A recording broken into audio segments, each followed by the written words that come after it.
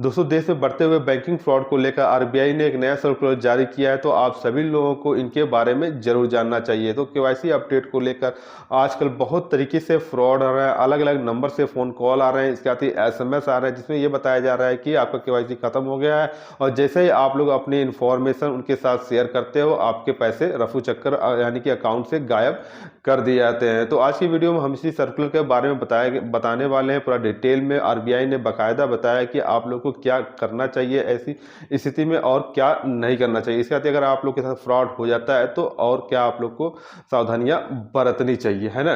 तो वीडियो आप लोग पूरा एंड तक जरूर देखना। अगर आप लोग सभी लोग वैसे तो बैंकिंग प्रोसेस तो करते ही है, एक सेविंग अकाउंट तो सभी लोग के पास होता ही है। तो आइए तो बिना समय गवाए वीडियो स्टार्ट करते हैं। तो दोस्तों, अभी हम आ चुके हैं आरबीआई के ऑफिशियल वेबसाइट पे। यहाँ पर ये 2 फरवरी 2024 का ये सर्कुलर आया हुआ है। इसको आप लोग भी आरबीआई के ऑफिशियल वेबसाइट पे आकर रीड पूरा कर सकते हो। तो देखिए, इसमें यही बताया गया है कि आजकल अलग अलग तरीके से जो फ्रॉडस्टर होते हैं, अलग अलग तरीके से अलग अलग नंबर से फ़ोन कॉल करते हैं, एसएमएस करते हैं या फिर ईमेल के जरिए आप सभी बैंक कस्टमर्स को मैनिपुलेट करने की कोशिश करते हैं। इनमें हो सकता है कि आप वो बोल दें कि आपका केवाईसी खत्म होने जा रहा है, तो आप फटाफट केवाईसी अपडेट करा लीजिए, जिसके बाद वो तरह के अलग अलग तरीके से आपका जो भी बैंकिंग डिटेल्स है वो मांगने की कोशिश करते हैं। और जैसे ही आप लोग अपनी बैंकिंग डिटेल्स उनको देते हो, वैसे ही आपके साथ फ्रॉड हो जाता है। तो इन सब से आप लोग को जरूर बचना चाहिए। ये भी आजकल हो रहा है कि अलग अलग तरीके से अनअथराइज्ड एप्लीकेशन जो कि प्ले स्टोर या फिर बिल्कुल भी कहीं पे रजिस्टर्ड नहीं है, वो आपसे इंस्टॉल करवाने की कोशिश करते हैं।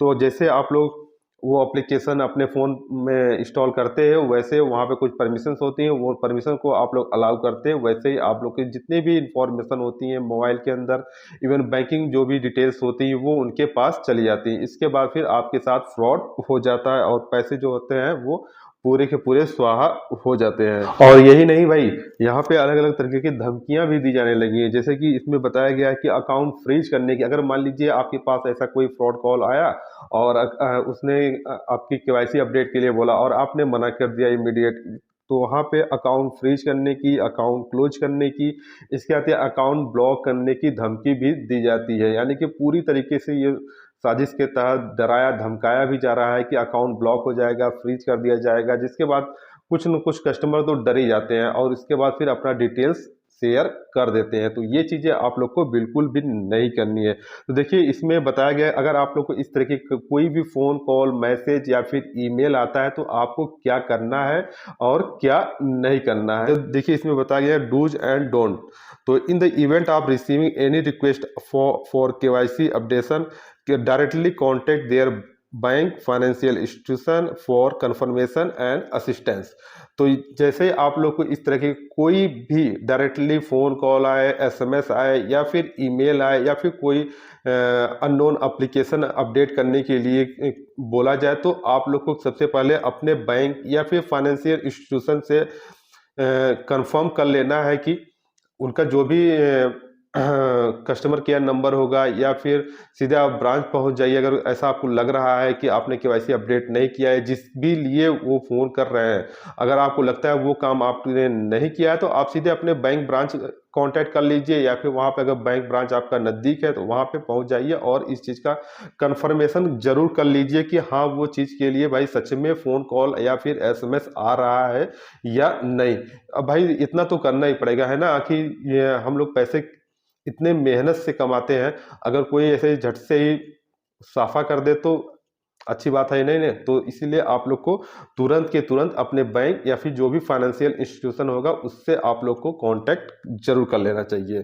तो इससे तो ये चीज़ पता चल जाएगी कि हाँ, बैंक की तरफ से फ़ोन कॉल आ रहा है या फिर नहीं। अगर बैंक की तरफ से फ़ोन कॉल आ रहा है तो आप लोग इस चीज़ को करवा लीजिए, है ना। अगर नहीं आ रहा है तो आप इस फ्रॉड से भी बच जाएंगे। बात करते हैं सेकंड पॉइंट की। तो देखिए, बहुत सारे लोग ये भी करते हैं कि अगर मान लीजिए कभी भी उन्हें किसी बैंक कस्टमर केयर नंबर या कोई भी फाइनेंशियल इंस्टीट्यूशन का कस्टमर केयर नंबर चाहिए होता है, तो वहाँ पे वो सीधे गूगल पे जाते हैं। मान लीजिए बैंक ऑफ बड़ौदा या फिर स्टेट बैंक ऑफ इंडिया का कस्टमर केयर नंबर चाहिए, सीधे गूगल पे आते हैं, वहाँ पे सर्च करते हैं bank of Baroda customer care number या फिर state bank of India SBI customer care number, और सर्च लिस्ट में जो भी नंबर सबसे पहले आता है उसी पे कॉल लगा देते हैं, बिना कुछ भी सोचे समझे आंख मूंद के उसी पे कॉल लगा देते। तो ये चीज़ आप लोग को बिल्कुल भी नहीं करनी है। किसी भी फाइनेंशियल इंस्टीट्यूशन या फिर बैंक का कस्टमर केयर नंबर या फिर जो भी कॉन्टैक्ट नंबर होता है वो आपको गूगल से नहीं निकालना है ना। क्योंकि देखिए बहुत सारे जो फ्रॉडस्टर होते हैं ना, वो अपना नंबर इवन पूरी तरीके से फ्रॉड वेबसाइट बनाकर अपना ही नंबर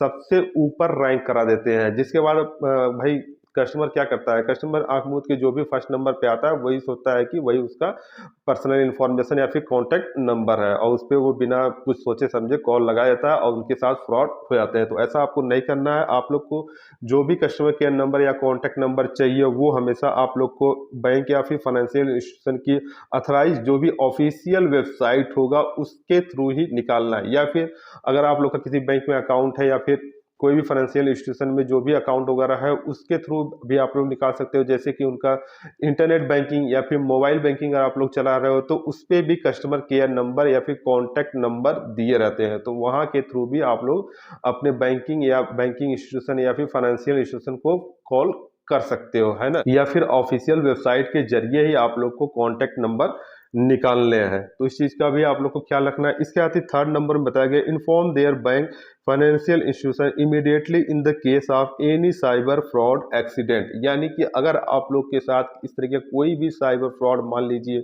कभी हो जाता है, तो आप लोग को सबसे पहले तुरंत के तुरंत आपको अपने बैंक या फिर फाइनेंशियल इंस्टीट्यूशन को इमीडिएटली इस चीज़ की सूचना देनी है।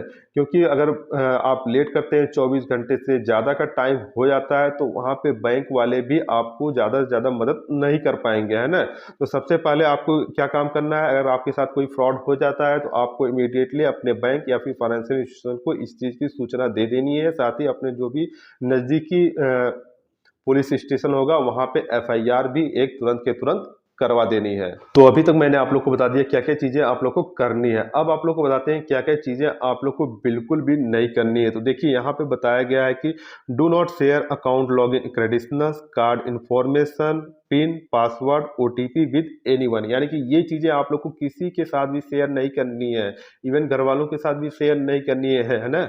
तो यहाँ देखिए बताया गया है लॉगिन क्रेडेंशियल्स, मतलब कि जो भी आपके अकाउंट के इंटरनेट बैंकिंग, मोबाइल बैंकिंग के पासवर्ड होगा, लॉगिन पासवर्ड होगा, इसके साथ ही लॉगिन आईडी, वो आपको किसी के साथ शेयर नहीं करनी है। कार्ड इंफॉर्मेशन, यानी कि आपके कार्ड की डेबिट कार्ड, क्रेडिट कार्ड की जो भी कार्ड नंबर होगा, इसके साथ ही सीवीवी नंबर होगा, ये सब चीज़ें आप लोग को किसी के साथ शेयर नहीं करनी। पिन आपको किसी के साथ शेयर नहीं करना है, पासवर्ड आपको किसी के साथ शेयर नहीं करना है। इसके साथ ही जो ओटीपी वगैरह आता है वो भी आप लोग को किसी के साथ शेयर नहीं करना है, नहीं तो फ्रॉड के शिकार होने में देर नहीं लगेगी।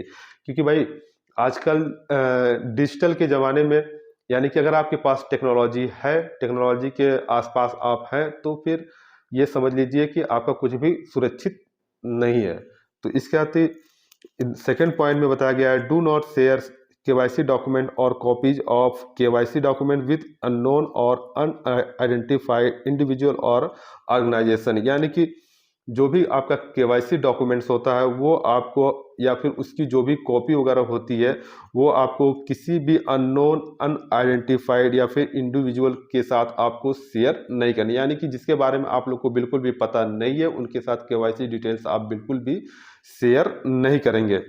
थर्ड पॉइंट में बताया गया, do not share any sensitive data information through unverified authorise website और एप्लीकेशन। यानी कि आपके अपने बैंकिंग इंफॉर्मेशन या फिर बैंकिंग डिटेल्स किसी भी प्रकार से अनअथराइज वेबसाइट या फिर अनअथराइज एप्लीकेशन के को आप लोग को बिल्कुल शेयर नहीं करनी है। आजकल भाई अलग अलग तरीके के वेबसाइट या फिर एप्लीकेशन के थ्रू भी फ्रॉड बढ़ ही गया है। इसके आते लास्ट में बोला गया, do not click on suspicious or unverified links received in mobile or email. यानी कि किसी भी तरीके के अगर आप लोग को लगता है कि ये अनवेरिफाइड या फिर सस्पिशियस लिंक है, चाहे व्हाट्सएप पे आता हो या फिर मोबाइल पे आपको किसी भी तरीके से आता हो, ईमेल के जरिए आता हो, एसएमएस के जरिए आता हो, उन लिंक पे आप लोग को बिना सोचे समझे क्लिक नहीं करना। लिंक के मामले में तो भाई बहुत सारे लोग वीक होते हैं, जैसे ही आता है वैसे फटाक से क्लिक करके सोचते हैं नेक्स्ट पेज पे हम पहुँचे। और अलग अलग तरीके से भाई जो कैशबैक विनिंग होता है, इसके आती अभी बीच में चल रहा था करोड़पति वाला, तो उसमें तुरंत के तुरंत जैसे लोग लालच दिया जाता है 5 करोड़ 10 करोड़ या फिर 1000 रुपये का भी अगर लालच दिया जाता है, तुरंत तुरंत लोग सोचते हैं कि भाई हम बिना सोचे समझे वो चीज़ ले लें, है ना, किसी को बताने भी नहीं जाते, और जैसे ही क्लिक करते हैं वैसे ही काम तमाम हो जाता है। तो इन चीज़ों को आप लोग को ध्यान रखना चाहिए। आरबीआई हमेशा भाई अभी इसके पहले भी इसने करीब 13 सितंबर 2021 को इसी तरीके से कुछ डिटेल में सर्कुलर जारी किया था, तो आज एक बार फिर से ये सर्कुलर जारी किया है, तो आप लोगों को सचेत जरूर रहना चाहिए। बस बाकी जितना सुरक्षित रहोगे उतना ही मजे में रहोगे, बाकी बाकी सब बढ़िया है ना। तो सो फ्रेंड्स, आज की वीडियो में बस इतना से। अगर आप लोगों को वीडियो पसंद आए तो वीडियो को आप लोग एक लाइक और अपने सभी फ्रेंड्स के साथ शेयर जरूर कर दीजिए। इसके साथ ही अपने सभी जानने वालों के साथ शेयर जरूर करना है ना। इसी साथ ही बैंकिंग अपडेट के लिए प्लीज हमारे चैनल टेक्नो बैंकिंग को आप लोग जरूर सब्सक्राइब कर लिए, साथ ही बेल आइकन जरूर प्रेस कर लिए, ताकि हमारे आने वाले नेक्स्ट वीडियो को नोटिफिकेशन आप लोग को मिलती रहे। मिलते हैं आपसे नेक्स्ट वीडियो में, तब तक के लिए जय हिंद, वंदे मातरम।